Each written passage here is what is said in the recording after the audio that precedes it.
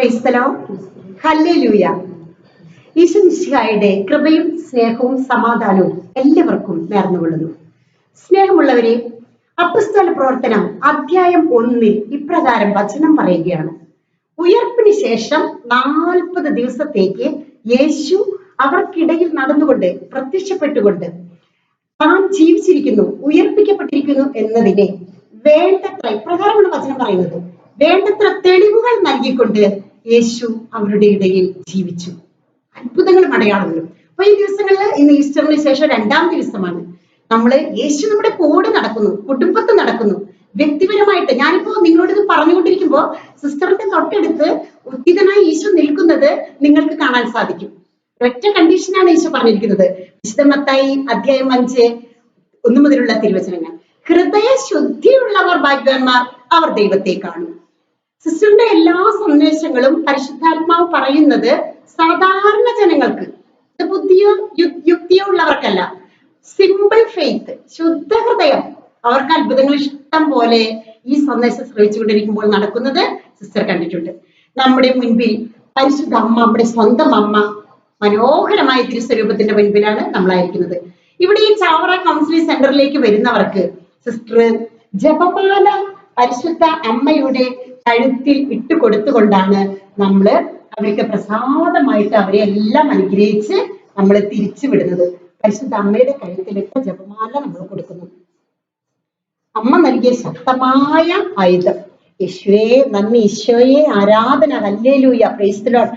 ഈ മകളെയും മകളുടെ കുടുംബത്തെയും പരിശുദ്ധ അമ്മയുടെ കാപ്പയിൽ നീല അങ്കിക്കുള്ളിൽ കാത്തു സൂക്ഷിക്കണമേ എന്ന് പ്രാർത്ഥിക്കുന്നു.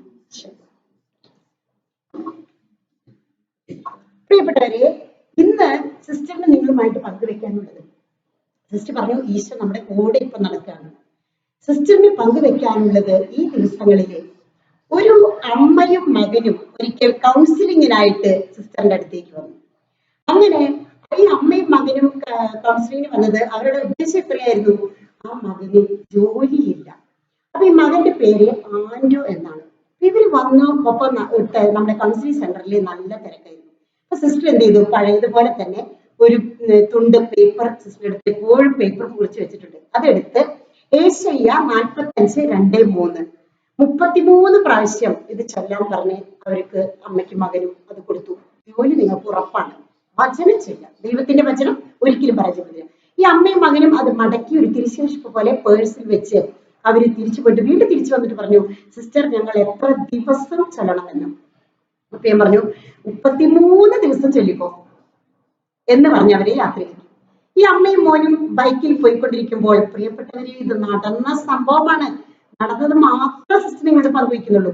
ഇവർ ബൈക്കിൽ പോയിക്കൊണ്ടിരിക്കുമ്പോൾ ഈ ആൻഡ്രു എന്ന മകന്റെ ഫോൺ റിങ് ചെയ്തു. ഫോൺ അടിച്ചു. അവൻ ഒരു സൈഡിലേക്ക് നിർത്തി ഫോൺ എടുത്ത് അറ്റൻഡ് ചെയ്തപ്പോൾ, 2-3 വർഷമായിട്ട് ഇവൻ ഇത്രയും പഠിച്ചിട്ട് ജോലിയില്ലാതെ അലഞ്ഞു നടക്കുന്ന മകന് എറണാകുളത്ത് നിന്ന് ഫോൺ വരികയാണ്. എറണാകുളത്ത് ഇന്ന സ്ഥലത്ത് വെച്ചിട്ട് ഇന്ന ഡേറ്റില് ഇന്ന സമയത്ത് നിനക്ക് ഇന്റർവ്യൂ ഉണ്ട്, നീ അവിടെ വന്ന് അത് അറ്റൻഡ് ചെയ്യണമെന്ന്. ഭയങ്കര സന്തോഷം. വചനം ചൊല്ലി വീട്ടിലെല്ലാവരും, ഭയങ്കര സങ്കടമുള്ള ഒരു വീടാണ്. അപ്പാപ്പനാണെങ്കിൽ 2 കണ്ണും കാണാത്ത ഒരു അന്ധനായ അപ്പാപ്പൻ, വയസ്സായിട്ടിരിക്കുന്നു. അപ്പച്ചനാണെങ്കിൽ ഓട്ടോറിക്ഷ ഓടിക്കുകയാണ്. അതിന്റെ ഒപ്പം തന്നെ നല്ല മദ്യപാനത്തിന് അടിമപ്പെട്ടതാണ്. 2-3 പെങ്ങന്മാര് വിവാഹം നടക്കാതെ വീട്ടിലിങ്ങനെ നിൽക്കുന്നു. അതുകൊണ്ടാണ് ഈ ആൻഡ്രുവിനും അമ്മയും ഇത്രയും സങ്കടപ്പെട്ട് ആരോ പറഞ്ഞ സിസ്റ്റർ അടുത്ത് വന്നത്. അങ്ങനെ ഇവര് ഈ പറഞ്ഞ ഡേറ്റിന്, പ്രിയപ്പെട്ടവരെ എത്രയും പെട്ടെന്ന് സിസ്റ്റർ പറയണം, പറഞ്ഞ ഡേറ്റിന് ഇന്റർവ്യൂവിന് ചെന്നു. ഇനി നമ്മൾ ഒരു കാര്യം മനസ്സിലാക്കണം, സ്നേഹമുള്ളവരെ, പ്രാർത്ഥിച്ചാൽ ഉടൻ തന്നെ ഞങ്ങൾക്ക് തരണം, അങ്ങനെയല്ല. കർത്താവ് നമ്മുടെ വിശ്വാസം അളക്കുന്ന കുറച്ച് കാത്തിരിപ്പിന്റെ സമയം, അല്ലെങ്കിൽ ഒരു സമയം നമുക്ക് ചിലപ്പോ കർത്താവിന്റെ സമയം. ഇവൻ എല്ലാവരും പ്രാർത്ഥിക്കുന്നു, 33 പ്രാവശ്യം ഈ വചനം ചൊല്ലുന്നു. ഈ മകൻ അങ്ങനെ എറണാകുളത്ത് ഇന്റർവ്യൂവിന് പോയി. അവിടെ ചെന്നപ്പോൾ അവൻ ബോധം കെട്ട് വീണില്ല എന്ന് മാത്രം. 10 പേർക്കാണ് ഈ ഇന്റർവ്യൂവിന് സെലക്ഷൻ. 10,000 പേരാണ് ഗ്രൗണ്ട് നിറച്ച് സർട്ടിഫിക്കറ്റ് ആയിട്ട് വന്നു നിൽക്കുന്നത്. ഈ മകന് ഭയങ്കര വിഷമായി. അവൻ അമ്മയ്ക്ക് വിളിച്ചു പറഞ്ഞു, നിങ്ങൾ ചൊല്ലിക്കോ വചനം, പക്ഷെ കിട്ടാൻ യാതൊരു സാധ്യതയും ഇല്ല. അവിടെ ഒരു സംശയം വന്നു. കടുകുമണിയുടെ വിശ്വാസത്തിന് മങ്ങലേറ്റു. എന്തുണ്ടായി? എല്ലാവരും ഇവന്റെ ഇന്റർവ്യൂ കഴിഞ്ഞു. ഇന്റർവ്യൂ ഒക്കെ വളരെ നന്നായി പുറത്തു വന്നു. അപ്പൊ തന്നെ റിസൾട്ട് ഔട്ടാക്കി. 10 പേരുടെ പേര് നോട്ടീസ് ബോർഡിൽ ഇട്ടു. പക്ഷെ ഇവന്റെ പേര്, ആൻഡ്രു എന്ന പേര്, അതിലില്ല. ഇവന് ഭയങ്കര സങ്കടമായി.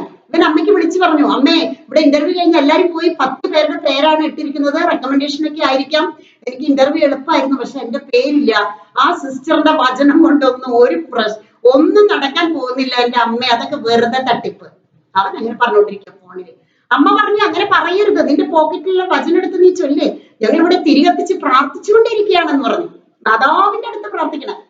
അങ്ങനെ ഈ വചനം 30 ഏശയ്യ 45:2-3, ഞാൻ നിനക്ക് മുൻപേ പോയി മലകൾ നിരപ്പാക്കുകയും പിച്ചളവാതിൽ തകർക്കുകയും ഇരുമ്പോടാമ്പലുകൾ ഒടിക്കുകയും ചെയ്യും. നിന്നെ പേര് ചൊല്ലി വിളിക്കുന്ന ഇസ്രായേലിന്റെ കർത്താവായ ദൈവം ഞാനാണെന്ന് നീ അറിയേണ്ടതിന് അന്ധകാരത്തിലെ നിധികളും രഹസ്യ ധനശേഖരവും ഞാൻ നിനക്ക് നൽകും. ഇതാണ് വചനം. പട്ടിച്ച പൊട്ടത വചനമാണ്. പക്ഷെ അവര് അമ്മിപ്പോലും ചെല്ലിയിരുന്നു. മോൻ അങ്ങനെ വിഷമിച്ച് വരാന്തിയിൽ നിന്ന് അമ്മയ്ക്ക് ഫോൺ വിളിച്ചുകൊണ്ടിരിക്കുമ്പോൾ അവിടെയുള്ള എല്ലാവരും സ്ഥലം വിട്ടു. എല്ലാവരും പോയി. 10 പേരെ വെച്ച് മാറ്റി പോയി. മണി 12:30 കഴിഞ്ഞ് 12:45 ഇവൻ കാണുന്നത് ഈ ഇന്റർവ്യൂ ബോർഡിലെ ഡയറക്ടേഴ്സ് ബോർഡിലെ 5 പേര് നടന്നു വരുന്നത് കണ്ടു. അതിൽ 4 പേരും ഇവനെ വിട്ട് കടന്നുപോയി. നിരാശപ്പെട്ട് ഫോൺ പിടിച്ച് നിൽക്കാണ് ഇവൻ. ഇനി എന്ത് ചെയ്യും? ഇതാണ് അവന്റെ പ്രശ്നം. പ്രതീക്ഷയോടെ വന്നതായിരുന്നു. അപ്പോൾ 4ാമത് കഴിഞ്ഞ് 5ാമത് കടന്നുപോയ ഡയറക്ടർ ഇവനെ തിരിഞ്ഞു നോക്കാൻ കർത്താവ് ഇടവരുത്തി. ഇവനോട് ചോദിച്ചു, നീ എന്താണ് ഇവിടെ നിൽക്കുന്നത്? എന്റെ പേര് ആൻഡ്രു, എനിക്ക് ഇന്റർവ്യൂ കിട്ടിയില്ല, വീട്ടിലെ പ്രശ്നങ്ങൾ എല്ലാം പങ്കുവച്ചു. ആ സാർ ഇവനോട് പറഞ്ഞു, മോനെ ഇതിന് ശേഷം 12 പേരെയാണ്, 2 പേരെയും കൂടി ഞങ്ങൾ എടുക്കുന്നുണ്ട്. ഒന്ന് ഞങ്ങളിപ്പോ എടുത്തു കഴിഞ്ഞു, 12ാമത്തെ മകൻ നീ ആയിരിക്കും, ഞാൻ റെക്കമെൻഡ് ചെയ്യാം, നീ പോകരുത്, ഇവിടെ നിൽക്കണം. അങ്ങനെ അവന് ജോലി കിട്ടുക. അവൻ ജോലി കിട്ടി ബേക്കറിയിൽ പോയി ഈ വചനവുമായിട്ട് പോയി മേശപ്പുറത്ത് എഴുതി വെച്ചു. ഫ്രണ്ട്സ് കളിയാക്കുന്നു. അവൻ പറഞ്ഞു, ഈ വചനമാണ് എന്നെ ഇവിടെ വരെ എത്തിച്ചത്. പ്രിയപ്പെട്ടവരെ, ദൈവത്തിന്റെ വചനം നമ്മളെ പരാജയപ്പെടുന്നില്ല. അതുകൊണ്ട് നന്നായി നമ്മൾ മടുപ്പോടാതെ പ്രാർത്ഥിക്കണം. ക്രിസ്തുവിനെ ശ്രവിച്ചുകൊണ്ടിരിക്കുന്ന എല്ലാ മക്കൾക്കും, എനിക്കറിയാം ജോലി കിട്ടാതെ ഒരുപാട് മക്കൾ മുന്നിൽ ഇരിക്കുന്നുണ്ട്, വിഷമിക്കുന്നുണ്ട്, പ്രതിബന്ധം തടസ്സമൊക്കെ മുന്നിലുണ്ട്. പക്ഷെ വചനം പ്രാർത്ഥിക്കുക, നിങ്ങളെ ദൈവം സമൃദ്ധമായിട്ട് അനുഗ്രഹിക്കും. പിതാവിന്റെയും പുത്രന്റെയും പരിശുദ്ധാത്മാവിന്റെയും നാമത്തിൽ ആമേൻ. ഈശോ മിശിഹായ്ക്ക് സ്തുതിയായിരിക്കട്ടെ.